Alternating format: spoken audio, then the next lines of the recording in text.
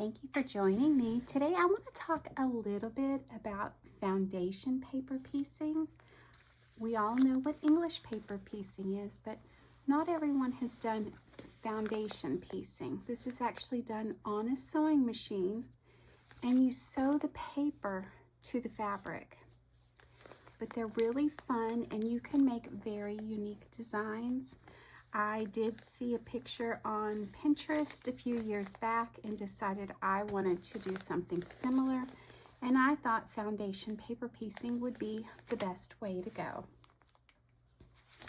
As you can see on the back here, I've drawn on graph paper to create these templates, and each of these blocks is composed of 9 different parts. So I created each of these parts from graph paper. I did see a pretty picture on Pinterest and I wanted to create it, and I thought this would be a very unique technique to do it. Just kind of to give you an idea of how to create something like this, you might want to draw out maybe 1/4 of your pattern on graph paper, just to kind of get an idea. So it looks like in the beginning, or I'm sorry, for the center here, I'm going to need maybe a square. So I'm just going to pretend like this is part of this pattern. And the center is a block or an actual square.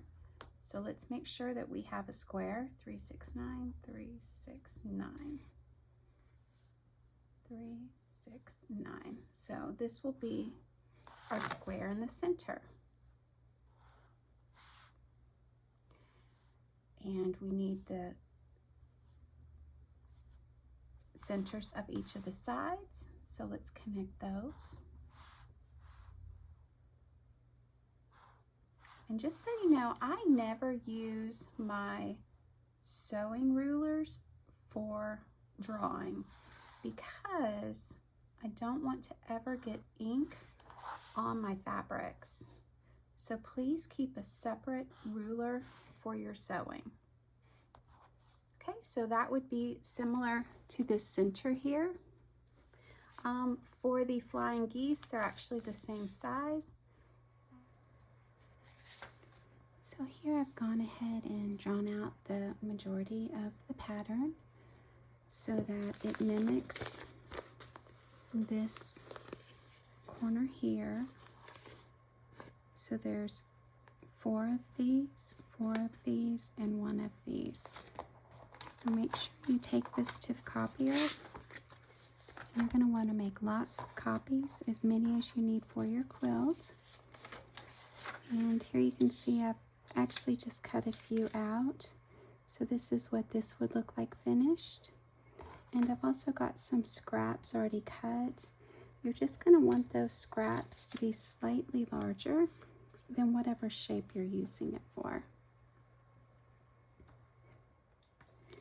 Now you are going to want to number these pieces so that you remember which fabrics go first and which ones are next. So for this one, you're always going to want to do your center first, and then you can just go around for the corners. Now on this one, this piece will be first because you'll fold this one next, and then you'll put this one, and then this one, and this, and you're kind of working your way back. So this will be 1, 2, 3, 4, 5, 6, 7, and 8. And if this doesn't make sense right now, that's okay. I am going to show you how to do this. Now for this one, you're going to put this piece, and then this, and it'll fold. This one, then it will fold. So 1, 2, 3, 4, 5, 6, 7, 8, and 9. Okay, let's start with this one. If we look back to our block, this part is white. So what we're going to do is we're going to start with the back of the paper. That's correct. And then hopefully you'll be able to see through that paper and see the lines. Now, because I do not have seam allowances on the outside of this shape, I need to make sure that I have enough seam allowance here. So if I turn it over, do I have at least 1/4 of an inch all the way around? This piece might be a little too small, so let me just get another scrap here.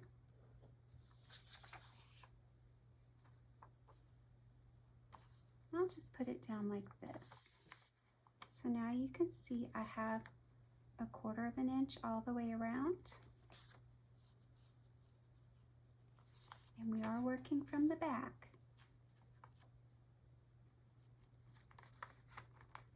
If you need to, you can do a crease on the line just to make sure, and I do. Now your second piece is always going to be face down, because the first piece we will not fold back, but the second piece we will fold back on that line. And then if I need to, I'll just hold it up to the light and make sure that I have 1/4 of an inch all the way around the outside of that line. And with this I do. So this is going to be the side I sew on. So I am going to go ahead and put a pin in there. I'm sorry, this is not the side I sew on. This one is, but I'm going to put a pin in there so it doesn't move. I'm going to flip it over and put a pin in here. I'm actually going to remove that pin and just reuse it on this side. Now, you're going to want to go ahead and prep a ton of these at the same time and just feed them all through your sewing machine at the same time. So you are going to want to start at this dot and end at this dot, and that's all you're going to sew for this first one.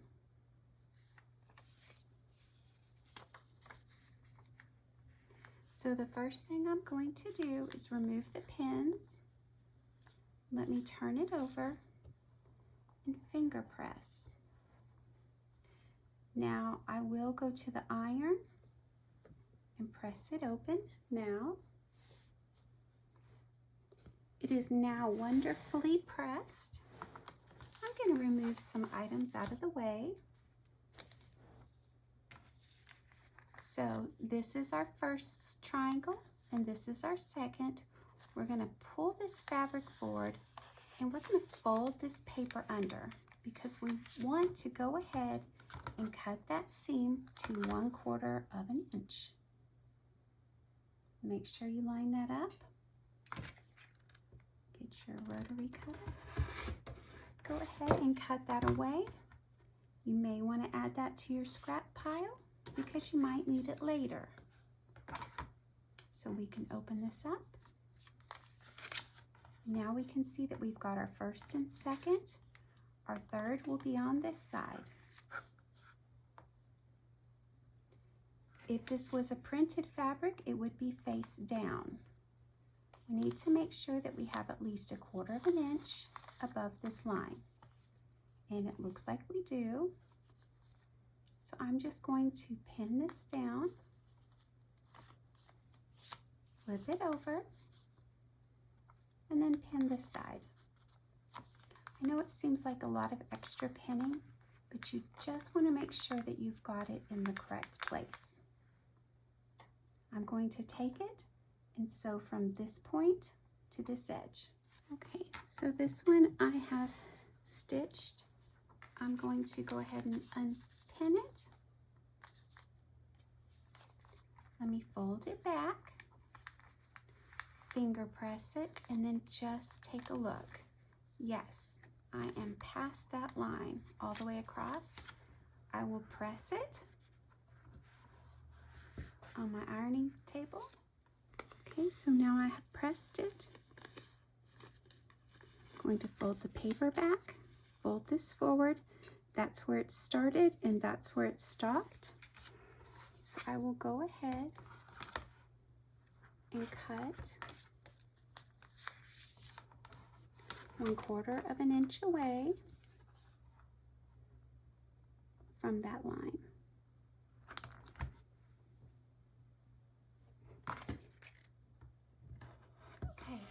so now we've got to do this next white strip here. Of course, you would do it face down, and remember we're going to fold it. So that's probably good right there.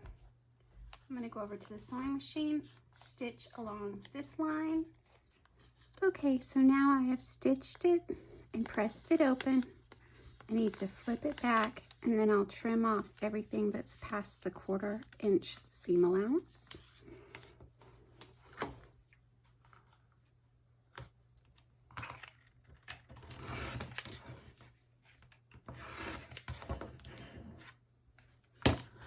Okay, and then we'll open it back up. Make sure that stays pressed, and then we're going on to the next triangle. So, of course, right side's down, and we're going to flip it this way. So just make sure that this is a 1/4 inch past this line. So I'm going to move it up just a little bit. That looks good to me. I'll go ahead and pin it, take it to the sewing machine, and then we'll just continue on. Okay, I think you can really see that it's starting to take shape. Now we need to go for, let's see, number 6 over here. So that's going to be the next white strip. Remember, that's going to fold up this way. As long as you are sewing on your lines and being very accurate, you should come up with the most lovely points. Okay, so we've just sewn on the last piece, as you can see. So I'm going to fold these back. I'm going to trim 1/4 of an inch off of that line. And then we're just going to square up our block. You may want to give it a good press before you do this, but you can see it's definitely hanging over the edge everywhere. You want a good 1/4 of an inch all the way around.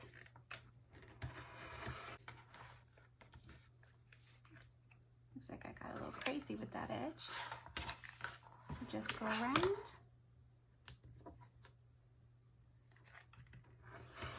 For the center one, you need to make sure that your fabric completely covers. You want pretty side up, right? And then, oops, you want pretty side up on the back of the paper. You want a 1/4 of an inch seam allowance around all of it. And then you're just going to pick one of your corners that you're going to do first. And remember, it goes pretty side down. This one's little. Okay, so you're just going to take it over and sew along that sewing line. I am going to pin it so it stays in place. This is great for scraps. Okay, so I have this. I'm going to finger press it over before I take it over to my iron and press it.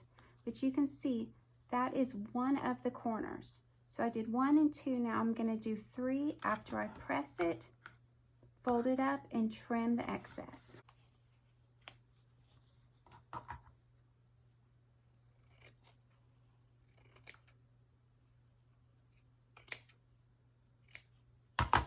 Okay, so there's your first one.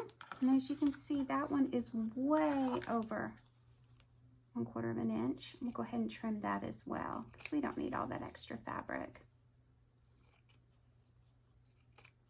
Okay, so we'll just continue with the third corner, which is going to be here. We just want that barely past.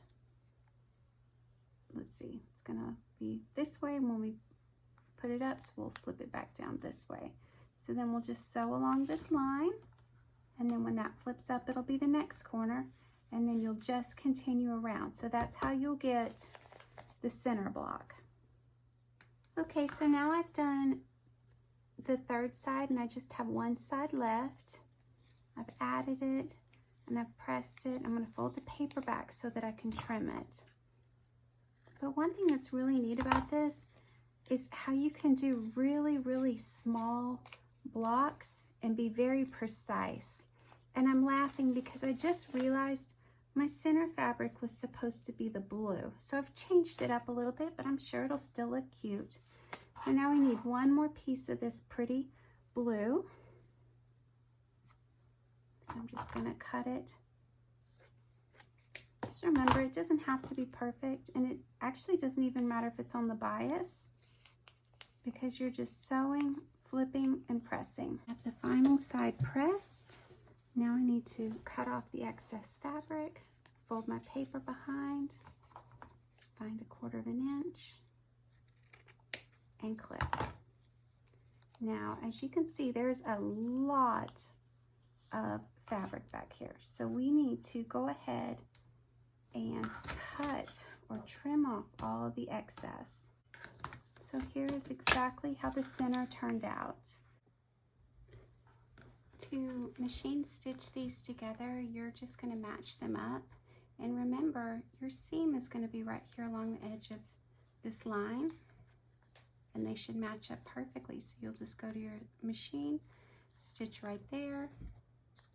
And of course, when you open it up, you'll have this, and it will be beautiful. Of course, I haven't stitched it together. And then of course, you'll want to do the flying geese that go here, and then the corner that goes here, and you'll stitch that together. When you go to sew it together, you're going to want to do rows, and then attach the rows together, and then sew those seams. So you'll do one of these corner pieces, and then of course you'll do the flying geese, and then you'll put another corner piece here, and you'll sew those. Here, of course, flying geese, center, flying geese, corner, flying geese, corner.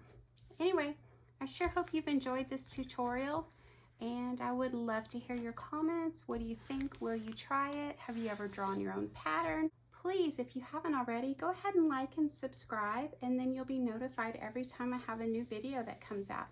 Thank you so much, and happy sewing!